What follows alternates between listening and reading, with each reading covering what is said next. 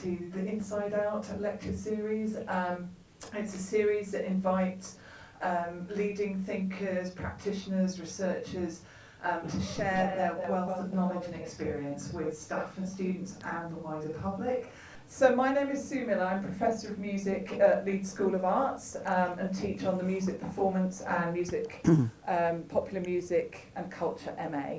I'm really happy that we've got Lucy Duran here today, and I didn't know about Lucy Duran when I was a university student, but I bought one of her records. I didn't know that she'd produced this, but I was a student at York University, and I went to York Arts Centre to hear Tumani Diabate, and I was blown over, and I was quite skint at the time, but nevertheless I bought the record. And this record by Tumani Diabate, Kaira, has followed me on every single house move. It's a bit warped, but it's followed me everywhere. And I think a lot of people will have heard Lucy Duran on the radio. 3 decades of working with the BBC, presenting World Roots music programmes, working on Radio 3, 4, Radio 3, Radio 4, producing music documentaries as well along the route. She's had a fantastic career and still has a fantastic career as a music producer and an academic, a lecturer, a teacher, and a documentary filmmaker. So without further ado, please give a warm round of applause for Lucy Duran.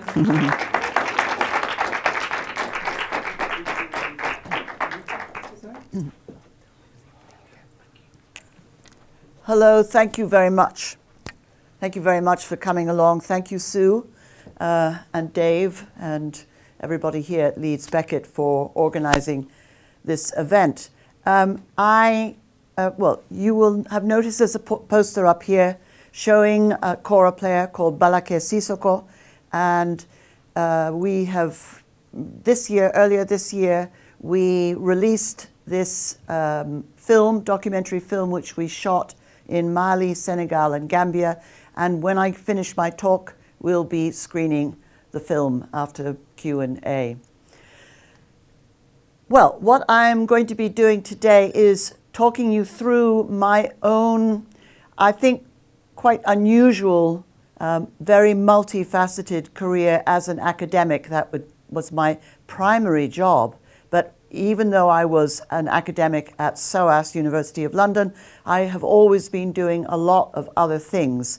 And some of them, I'm very proud of all of them, but sometimes along the way, I've encountered some, how would you put it, criticism to the fact that I was doing non-print based material as an academic. So I don't know whether any of you are academics, but you will know that the written word is the medium that is most valued, generally speaking, in academia, certainly in the arts. And so my venturing out into radio and album production and so on was criticized. In fact, at one point, one of my heads of department in the music department actually told me that I had to choose between doing 1 hour a week on the BBC, on BBC Radio 3, or my 5-day-a-week teaching at SOAS. So you can imagine how I felt about that. Naturally, I continued to do both. So this is my title, Academic Research and Multimedia Work, Reflections on an Impactful but Sometimes Rocky Journey. And I want to take you through a bit, it's a bit like an autobiography, but it's not just, oh, look what I did and look how wonderful this was and look at how wonderful that was. I really want to reflect on how the different things that I've been able to do, first of all, why I did them. Secondly, what was the impact of that? What were some of the problems that arose out of doing that? And so that's the journey that I'm going to take you on today. Okay, so I tried to do a sort of a, what would you call this? A representation of my sort of journey. So starting out with music at home, because my father was a musician, a composer, but he was Spanish. He was exiled from Spain because he fought in the Republican Army against Franco. He was never able to return to his beloved native country, but he continued to play the piano and to compose at home, and that was an enormous formative influence on me. And then I'm going to take you through the fact that I then did music studies. I became really passionate about music of oral tradition, or folk music if you like, and also string instruments. I studied the guitar. Then I'll take you through some of the field work that I did early on, then my jobs at the British Library and then at SOAS, and my increasing interest and involvement in music education. Then radio presenting. I mean, some of these were like a continuous stream, but some of them intertwined. Then at the same time as I was presenting, in fact earlier on than being on the radio, I was also producing albums and films, and my objective in doing that was to get the music. I thought if I love the music, others will too. And then I want to just think a little bit about the studio as the new field, if you like, like in anthropological terms when you're talking about the field. So the studio as the new field. The World Day for Audiovisual Heritage is on the 27th of October as declared by UNESCO, and I think it's a useful way of reminding ourselves of how important it is as academics to create documents such as film, radio, and television programs, audio and video recordings, which, as the UNESCO Declaration points out, contain the primary records of the 20th and 21st centuries.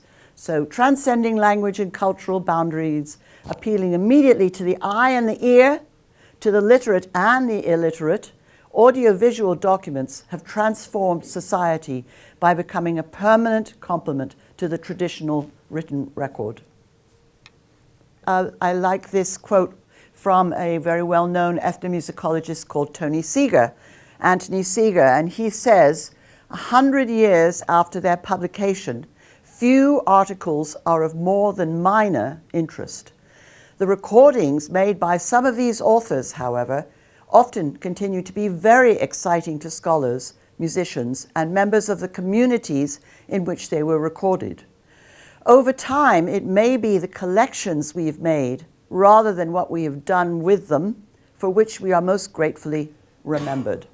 And I think that's something that's been very important to me, because when I've recorded an album, such as the one you saw by Tumani Jabate, that album was heard by by thousands of people, and not just in the West, but also back home in Mali and in Gambia and Senegal. And it's had an enormous impact on the way that people play the kora and listen to the kora. So we start at home with my dad and his music. This is a book that was written about him. There are a couple of books about him. Comandante Duran, Leyenda y Tragedia de un Intelectual en Armas. He was an intellectual, but he took up arms to fight against Franco. And I want to just share a little bit of a clip of one of his pieces that he wrote when he was posted in Santiago de Chile in 1956. So let's hear it.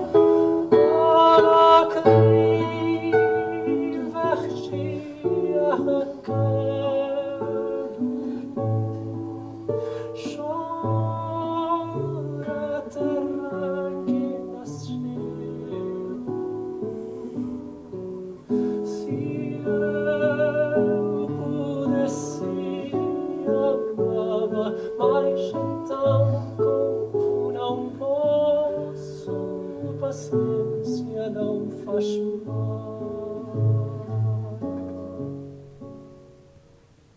Was Samuel Deeth, who's a guitarist from Galicia, and Jonathan Alvarado, who is a tenor from Argentina, now living in Europe. And they are working to make the music of my father better known as part of a general movement that's happening now in Spain to dig out, to give exposure to music by Spanish exiles, which has remained buried for various reasons, including political persecution, which my father certainly suffered from. So that was the background that I grew up in. I listened to those songs and sang along with them, and they had a very specific aesthetic.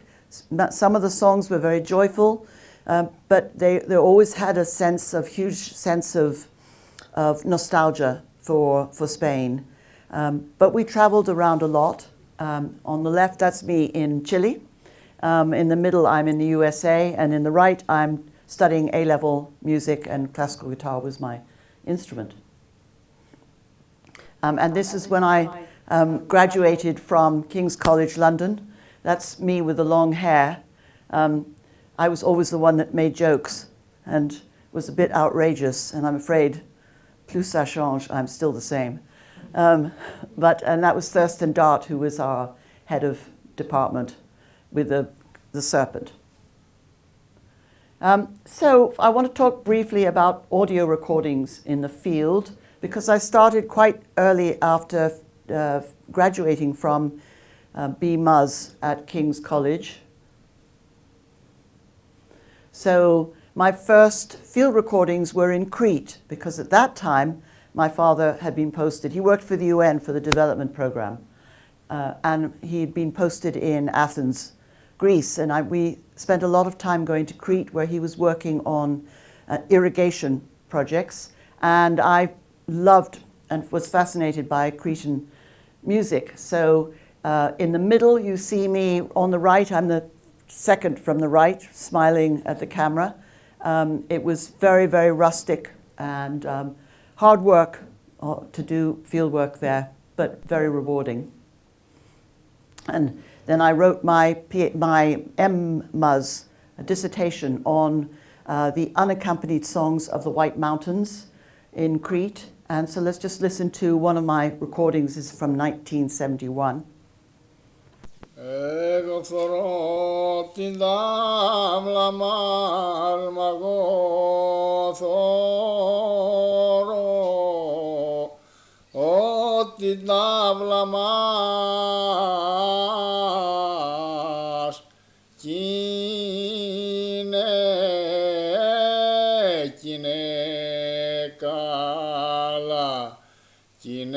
Καλά στρωμένη, καλά στρωμένη με μόσκους και έμεζα, με μόσκους και έμεζα χαρές. You might have noticed that in that long, I mean, that was a minute and a half or 2 minutes. He only ever went through 1.5 lines, and these songs are antiphonal, and they were very much the songs of resistance to the Turkish occupation of Crete.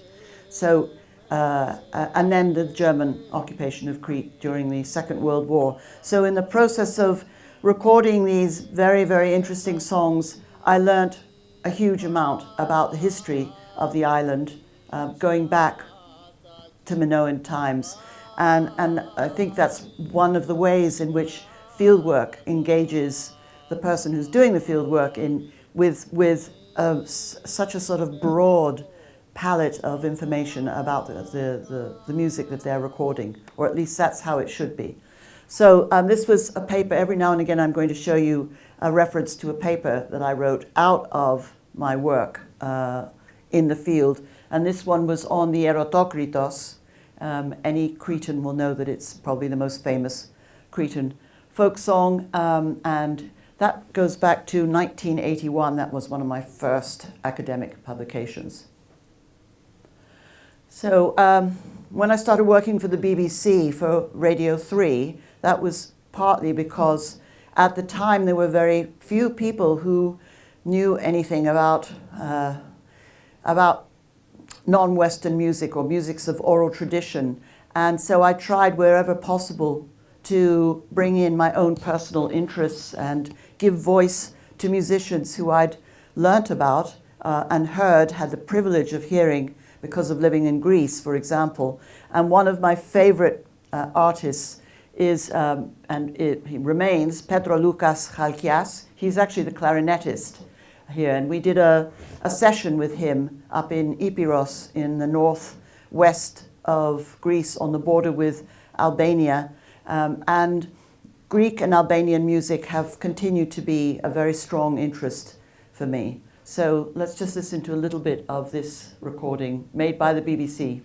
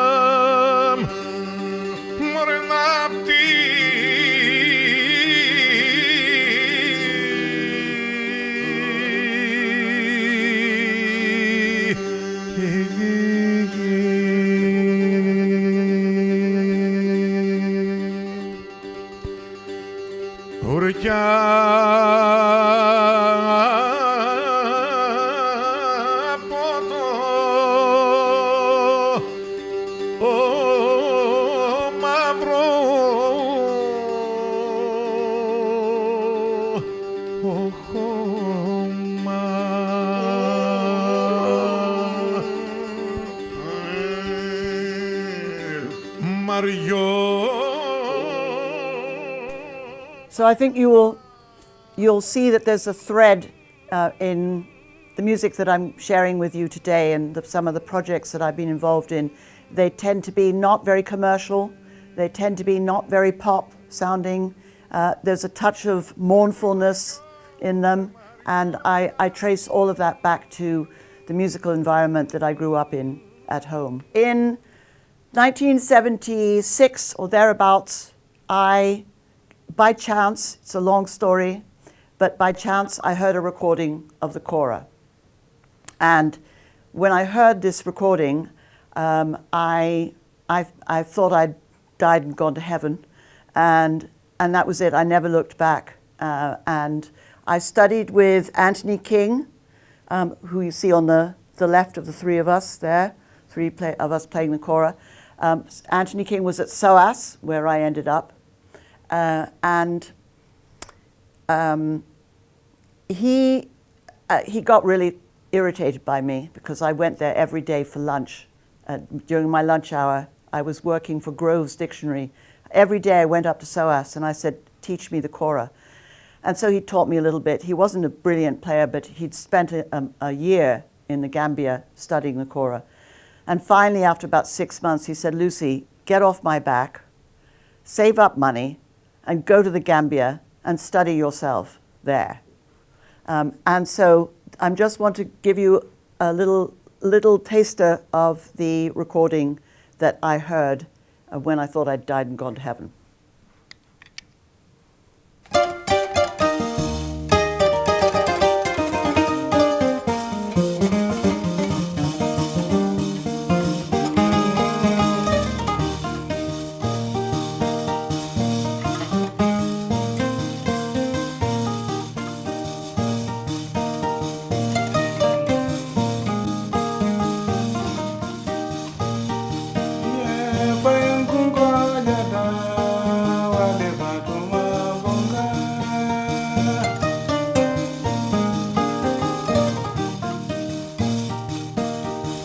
na jula mbonga, kodi bura na jula mbonga.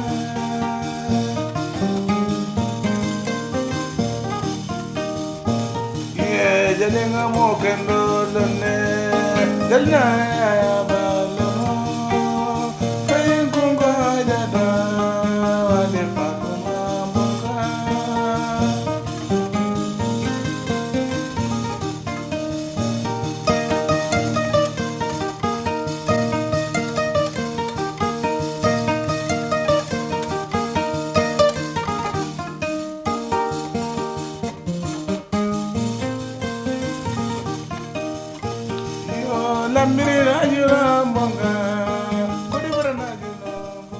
So that was the late Jalinyama Suso, who I did not study with, but I knew him very well, and he came. I organized for him to do some concerts in England, and he was a terrific character.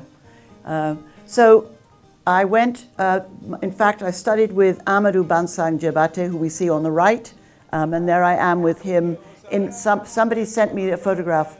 I don't even know where this was, but anyway, I've now got this photo of me with Amadou Bansang in my early days on the kora.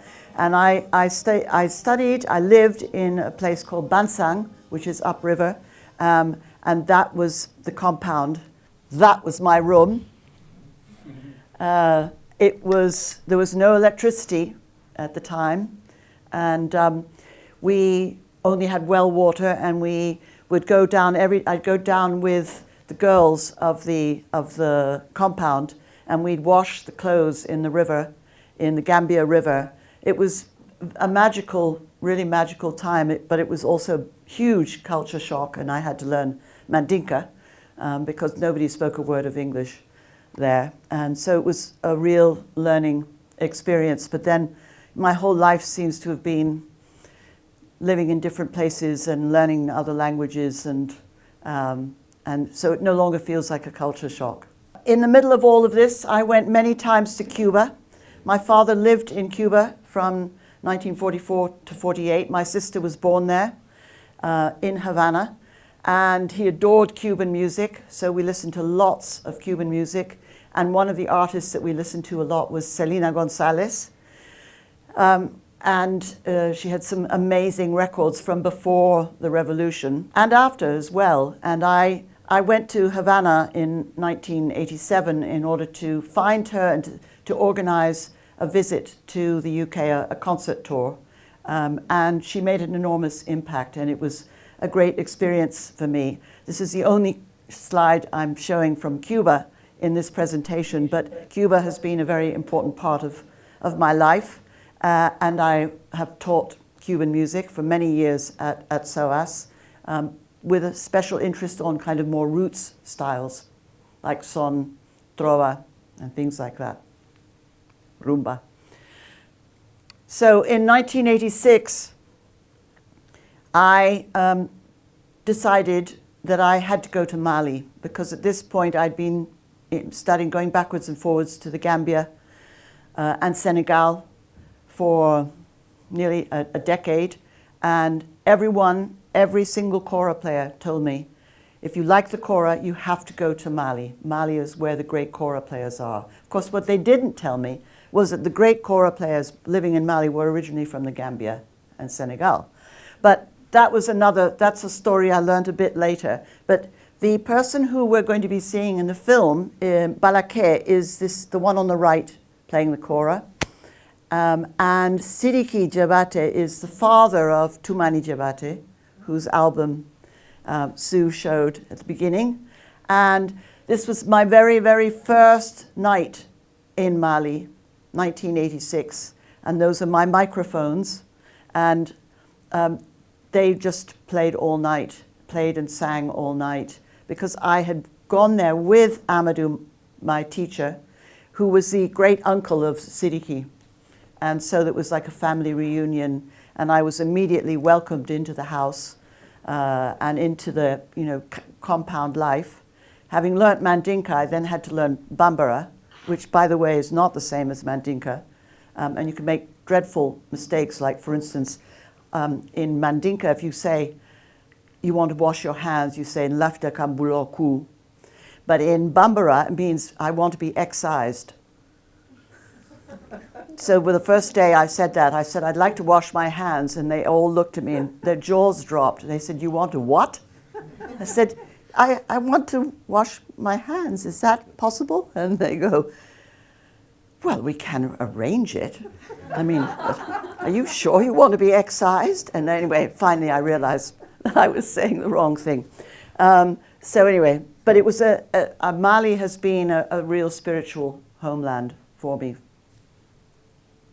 And one of the reasons why we wanted to go to Mali was because we'd been listening to the voice of this wonderful singer, Fantasako.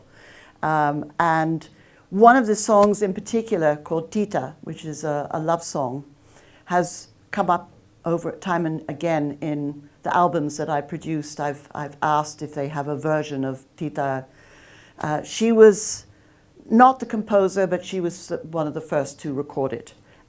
So one of the questions was, is this woman a ngara? Is she considered a master singer? And they're very particular in their discourse about musicians that, you know, greatness has to be acknowledged with this term ngara, which is, it's also to do with the unseen power of music. So let's listen to a bit of Tita, recorded in 1970 from this album.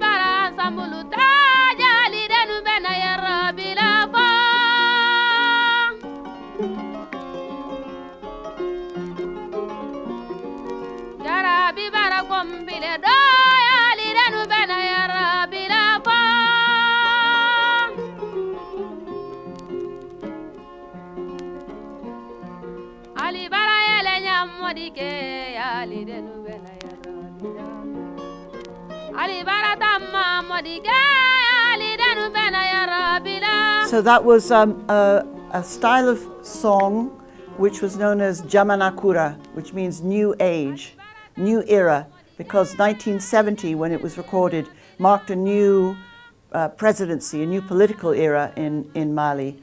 And so it was about the expression of freedom, the ability to choose your own loved person, to choose who you marry, because arranged marriages are still common there.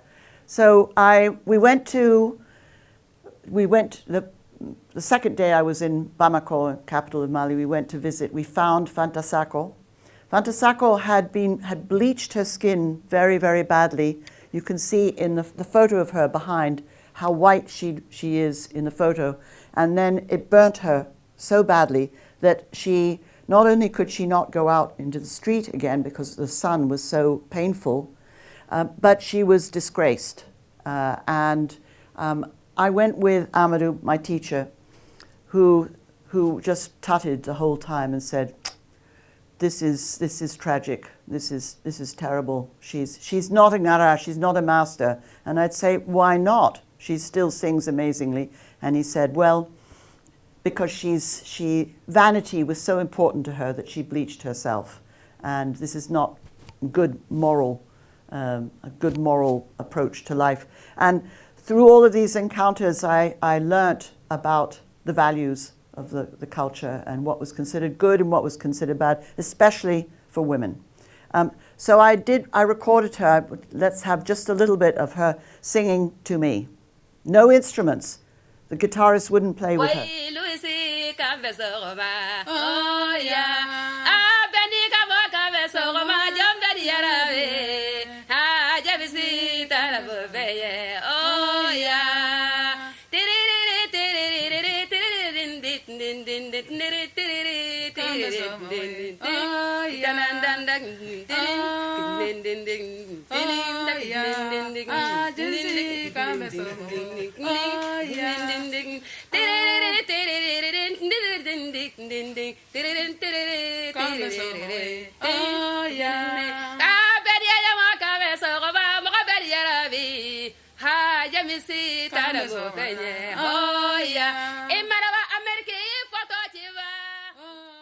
And I was told that she'd passed away, and in fact she had not passed away, and I found her in 2016. At this point I thought she'd been dead for a decade, but there she was alive and well, and we had a very warm reunion. She'd been on a trip to Mecca on the Hajj, the pilgrimage to Mecca, and so she had decided she would never sing again. And she threw all her photographs away, including the photographs of herself when she was a star. So once again, it was a very touching and moving encounter with her. Okay, I want to say something about recording albums. And I've put this photo. It's actually these are microphones set up in the countryside in Madagascar by the Radio 3 studio engineer that we brought with us. And often the best recordings that I've done producing albums have not been made in studios. They've been made in places like this, where you really feel you're part of nature, and it's not a controlled environment, but sometimes it's a very inspiring environment. So these are just some of the albums that I've produced, and I will talk you through a few of them. And I've produced 26 albums, and the last three are of music from Albania. So, but the others are mostly from Africa, mostly from Mali. So I need to point out this album, because I think if somebody asked me to say which is the best album that I've ever done, I would say it was this one. This was not a studio. It recorded in Mali, in the Palais de Congrès, which is a big building built by the Chinese. And we started at midnight when you couldn't hear the traffic, and we just found a space in between two of the conference rooms, but which had a wonderful natural acoustic, because it had marble floors and ceilings and walls and everything. So look at how we recorded it. 4 microphones, that's all. 4 microphones. No added reverb, nothing.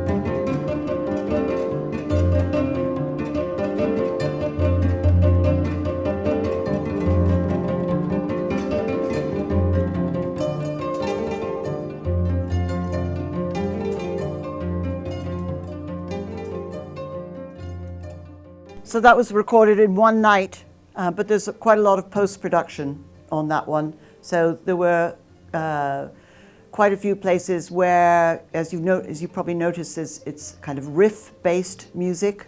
Actually, it's music which imitates the ngoni. You can see one there. It's like it's a type of banjo, if you like.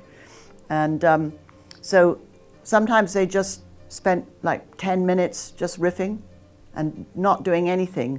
So I took the liberty of chopping out the riffs, what I called the noodly bits. And when Tumani heard the recording, he said, "Oh my God, I was really inspired that night. God, I played well." And I said, "Well, yeah, you did. You really did. It was brilliant. But I actually cut out some bits." And he goes, "You did the right thing." So that was me being producer. So Kasamadi Jabate was considered, he passed away in 2016. He was considered the great, great voice of Mali. And so again, another example of a mobile studio set up. We recorded him with his family and a few guest musicians in a place called Kela, which is famous for its music. These are all hereditary musicians, the so-called griots, or the jellies as they say. Ilimala jamasele imaloma dunia jamasele imaloma jomba genya madiyaro jogi janto ilabano atonya jamanga jambe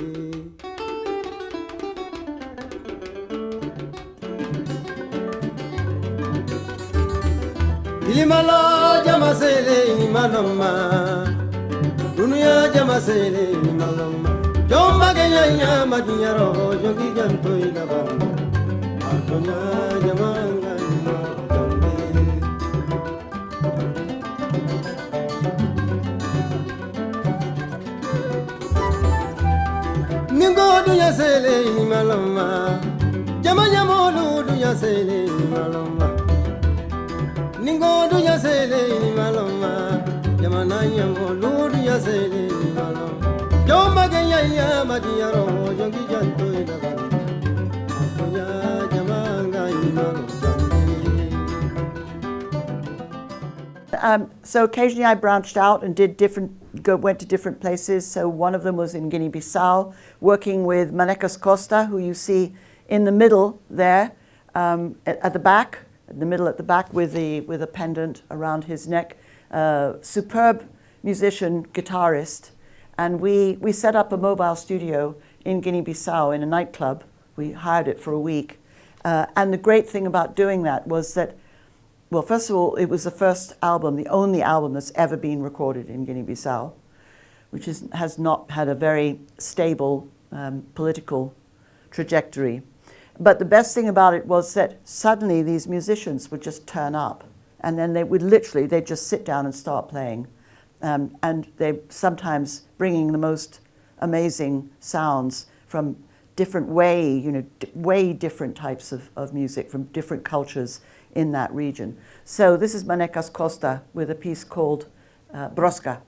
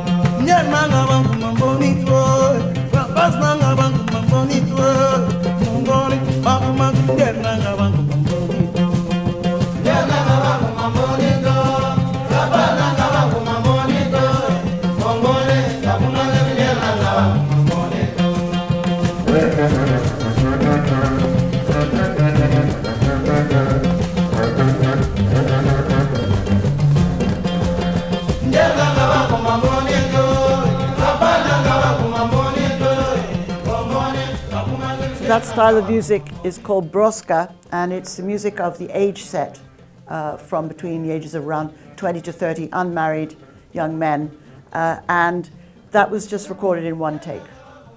It was the second take, and that was it. That's what you hear. So sometimes you get incredible things happening like that spontaneously, which wouldn't happen if you were in a studio in Paris or London. This was another venture of mine away from Mali and the world of the kora. I did a project which was sponsored by the Newton Academy back in 2016, and we went to look at the music and record the music, document the music of an Afro-Mexican population on the Pacific coast of Oaxaca. And yeah, there you see our studio on the right and some of the musicians. It was also part of a teaching experience, and I brought 2 musicians from Mali to teach them. But it was mostly guitar based. In 1987, we're going backwards now in time. In 1987, I brought this group over for a big concert series held in the South Bank in London called Music of Royal Courts. And so at the time there was this belief that there was no classical music in Africa. And I said, well, how do you define classical music? Because they said, we're going to bring music from Thailand and music from India and everything. And I said, well, what about from Africa? And they said, well, there is no classical music. And I said, well, how do you define it? And they said, well, music of the royal courts. So I said, well, you have a royal court in Mali. And the greatest empire of West Africa was the Mali Empire, dating from 1235 to 1467, long time ago. And this music comes out of that great empire. So we recorded this album. We brought them over, and while they were over, we put them in a studio, proper studio, and recorded them. All right, so this is one of the articles, if there are any academics in here who would be interested. Music Production as a Tool of Research and Impact, which was published in Ethnomusicology Forum in 2011. So impact is a word that is very important and needs to be important, not just if you're an academic, but any art that you do, I feel needs to have some kind of impact. And it was only in 2014 that the academic world in this country began to acknowledge that impact was important, impact beyond the academic world. So this was early days of looking at impact.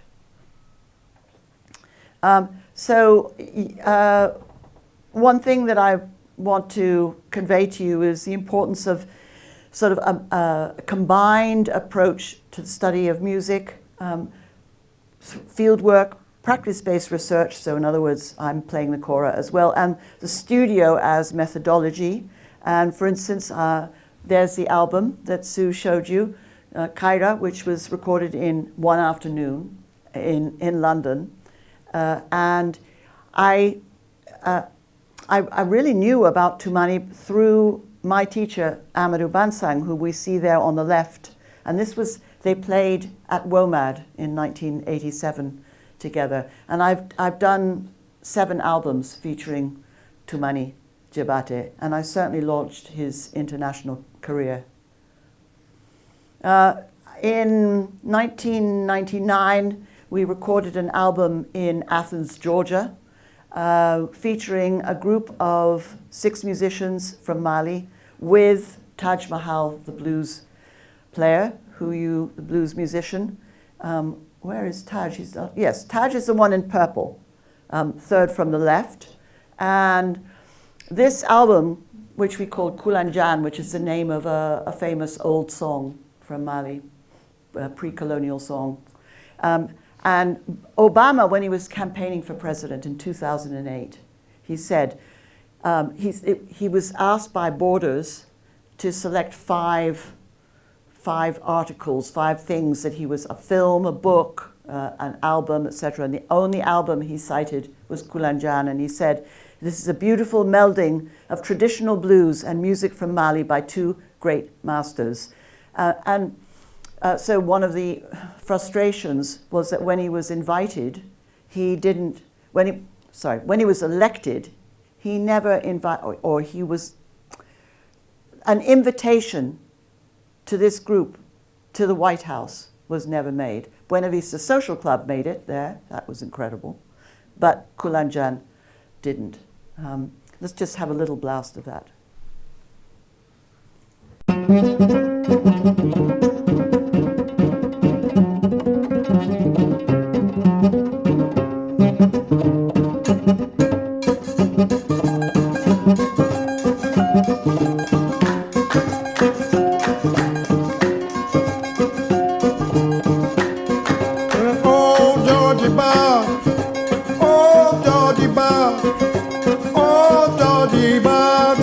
So they said Georgie Beckett dead.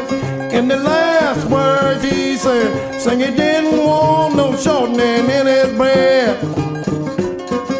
Shortening in his bread, swimming in his head, singing ha ha ha ha ha. Listen, Georgie had a wife, just a moment for his life.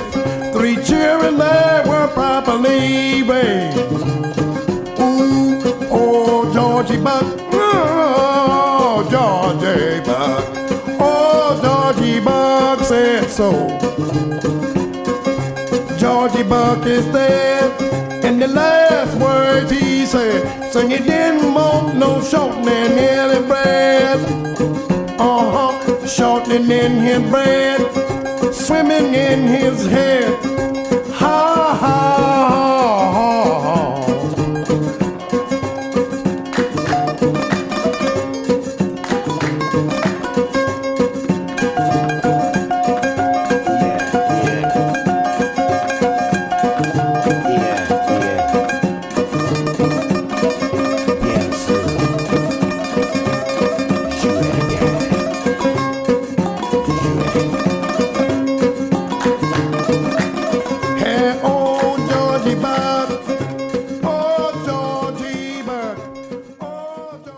So the way that happened was that he started to play Old Georgie Buck, accompanying himself on the guitar.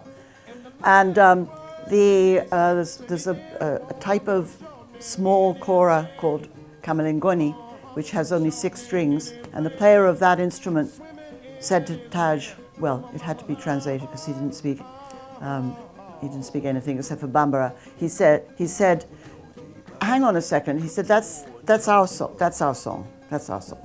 And Taj says, what do you mean it's your song? It was Elizabeth Cotton, the banjo player, who taught this song to me. And he goes, no, this is our song. And he starts playing it. And then Taj goes, oh my God, it is your song. Yes, it is. So he said, we're going to do it, and I'm not going to play the guitar. You're going to play that instrument. And then Baseku Kuyate, who you see here in the middle, with the ngoni, started doing all of those wonderful little improvisations. And there were just amazing moments like that where second or third take, they were doing a magical piece of music because they were so inspired at this, there was such a moment of discovery, of common ground. Okay, so Baseku Kuyate, who you heard there, who plays the ngoni, and so this was his group, which I persuaded him to do because he wanted to do a group with guitar and balafon and drums. And I said, look, everyone does that. Why not just focus on your instrument, which is not known? So this is what he came up with. This first album was called Segu Blue.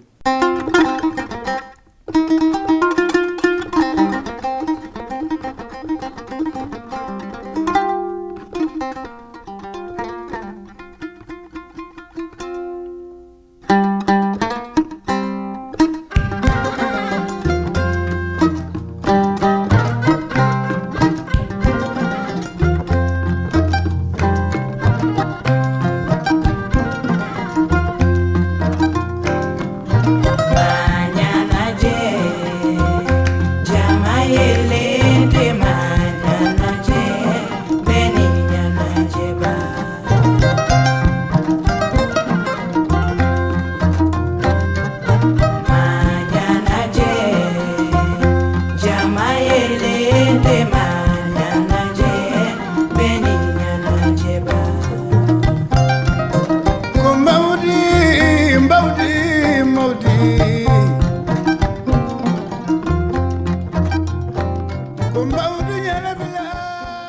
this was the first time that this instrument had been featured on an international release as a solo instrument. There's a huge amount of story behind this music, which was a discovery for me, and through working with Baseku in the studio and in the field, I learnt about the incredible history of the Segu Empire, the pre-colonial Segu Empire.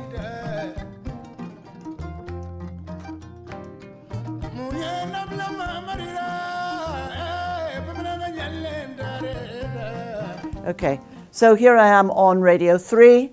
The program that I presented was called World Roots from 2000 to 2013. That's the one that my then head of department said, Lucy, you need to either give up SOAS or give up World Roots. At that point World Roots had 120,000 listeners, direct, not even online. And my head of department thought it was a waste of my time to do this program. So these were some of the challenges that I met. And one of the things that I did was I'd get SOAS students onto the program. This is Khayyam Alami, who is Syrian. Well, he's Iraqi, but he was born in Syria. And he plays the oud, and he's become a very influential musician now on the oud. And we did a whole series around him and the oud. And then I did lots of different on-location things for World Roots. So I guess my favorite one is, it wasn't my favorite time, but my favorite photograph is the one of me in Greenland on the 10th of January, which is the first day that the sun came up. And they supposedly sang songs from the top of the hill, overlooking the famous iceberg, that part of which dropped off and hit the Titanic. But the weather was so terrible that there were no singers, and I couldn't even see the iceberg. So I had to stand there on the top of the mountain in way below zero weather, talking about being in Greenland and not being able to hear or see anything. So that was quite an event. I think one of my favorite sessions was in Madagascar, which has such wonderful, incredible music. And that was my notebook from the time.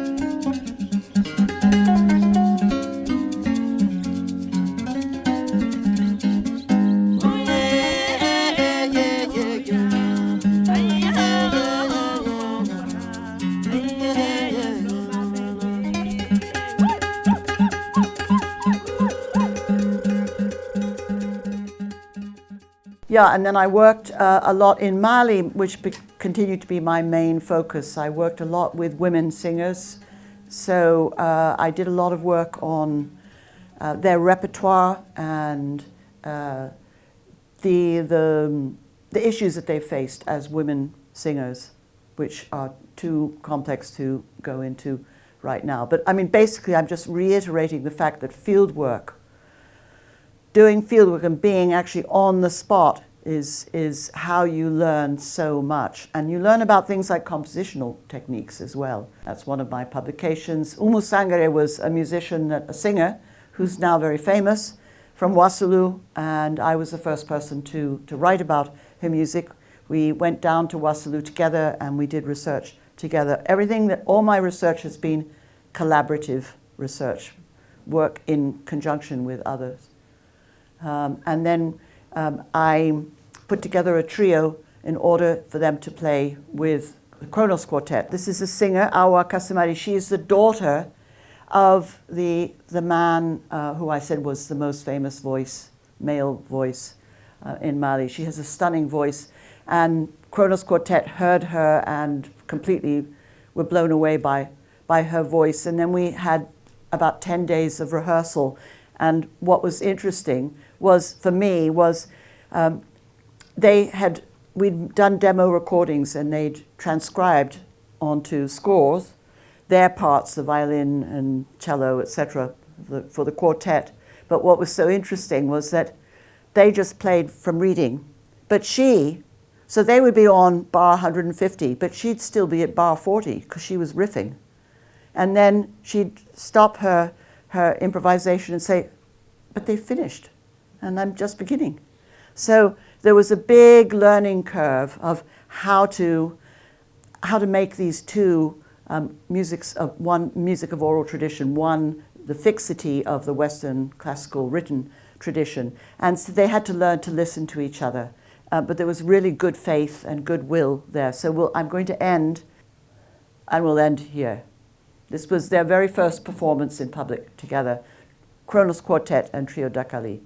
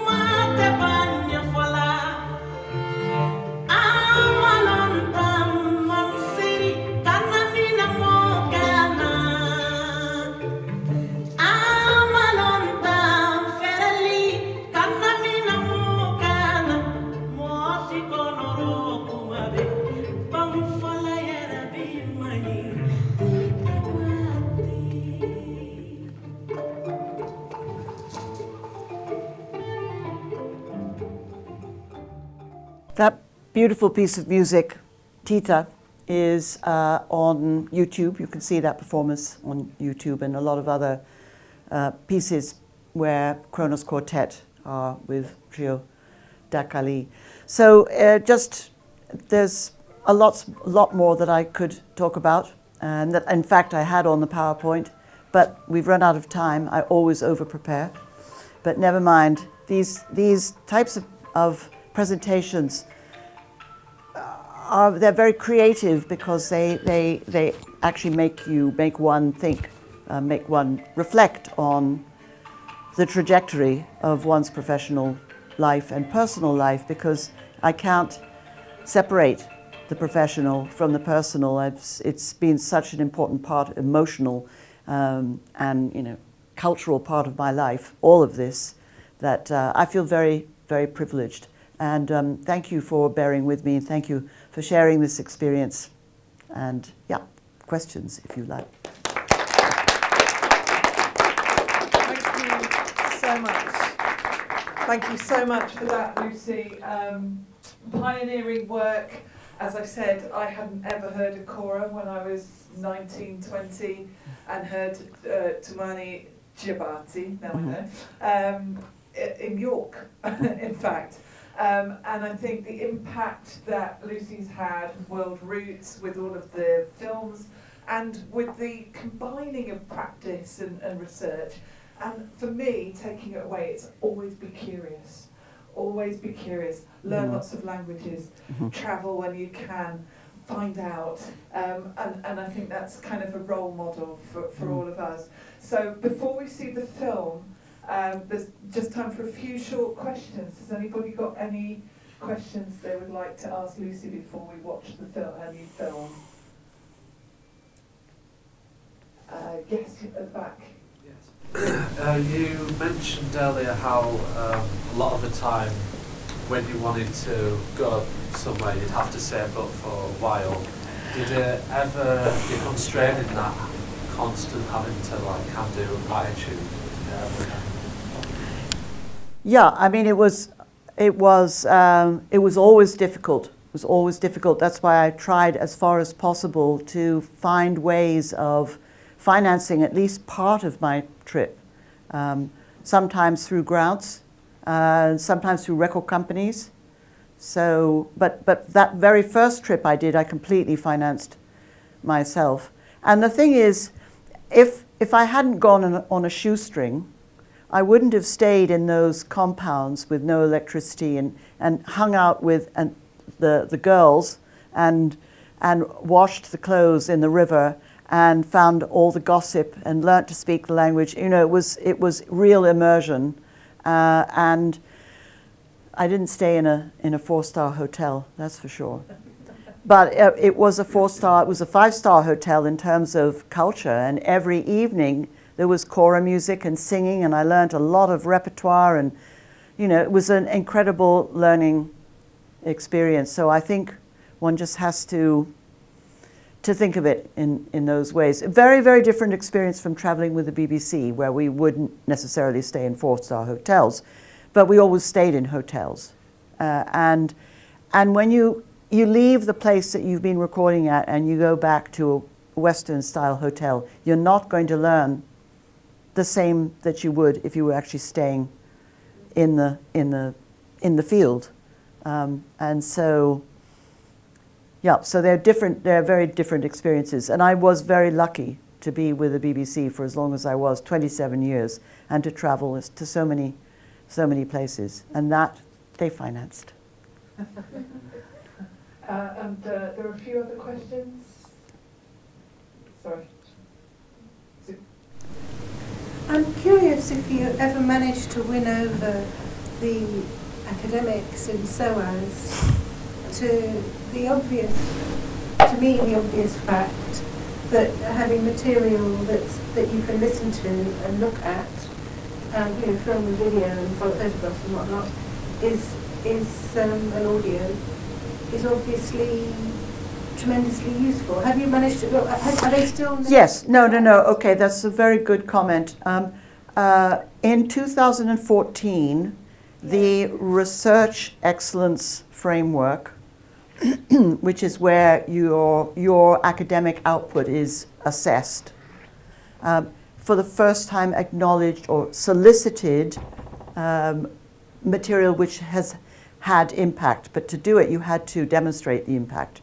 How do you demonstrate the impact? I could say my radio programs reached, we had radar figures, reached 120,000 every week. But their comeback to that was, but where's the research in it? You're just interviewing musicians on, you're going to Mongolia. How have you researched? It's not your research. But my films, so if I showed you my CV, it's very, very long and multifaceted, but no book. So my argument always was, my books are the equivalent, my books are my films on my albums. And they embed a lot of huge amount of research into them. But so then in 2021, the next REF, Research Excellence Framework, for the first time properly acknowledged, and we worked my impact and so-called knowledge exchange. And for the first time, I think my fellow academics could see the point to my work. And not only that, but I presented 2 impact case studies in that Research Excellence Framework, and I got the top in the whole UK for music, for both of them. So not bad. And that was worth £300,000 to SOAS. Do you think I saw a penny of that? No. Just quickly, is there any way we can get to your recordings with the BBC to listen to? Yeah, it's all, if you go to World Music Archive, Right. All my recordings all my on location recordings are archived there. They're just alphabetically by, BBC Radio 3 World Music Archive. And they're archived, and you can listen, streaming. They're listed in alphabetical order by country. So for instance, my 3 Cuban programs where I went to Guantanamo and we recorded Changuida Guantanamo. Oh yes. And I danced a lot. I always dance a lot. So yeah, they're there. You can see them there. But then all the ones I did in the studio, Changuida Guantanamo came in and they played. They did the whole hour on my program, and they were absolutely sensational. But it's not on their website, unfortunately. That's fantastic. My band supported Changuí de Guantanamo, and Guillermo's danced with the dancer from Changuí de Guantanamo when we played London Victoria, Victoria Park. So yeah, so you have a relationship with Changuí de Guantanamo. They're beautiful. Check them out, Changuí de Guantanamo. There's just time for one. When I was listening to the kora instrument, I couldn't stop but finding traces of similarity with South American kind of trova music and folk, because I'm from Chile. And, the strings sounds much alike, trova or traditional music in South America. Do you find any similarity? Yeah, well, I think because my father not only did Spanish songs, but also a lot of Latin American songs, including songs from the Andes, which he arranged for piano and so on. And that's what I grew up listening to. And I think when I first heard the kora, I felt as if it was like I was listening to the Venezuelan harp or something. It felt very, very close to the music, to a lot of music that I'd been listening to, I think, and the syncopation, the rhythms. So yeah, and also it's very melodic. It's got 21 strings, tuned with a 7-note scale. So it's like a guitar in a way, except it's a harp. We do now have to go to the film so that we finish more or less on time. If you've got any further questions, we could do it informally and come and chat to us at the end. I think that's probably the best thing. So without further ado, thank you very much for Lucy. Thank you. And now we have her new documentary, Lucy. What's it called? Balake, Cora Tales. Balake, Cora Tales. It's in French and English captions. And in French it's called Une histoire de Cora. And in English it's Cora Tales, Tales. Not a definitive tale. You'll see why. Très bien.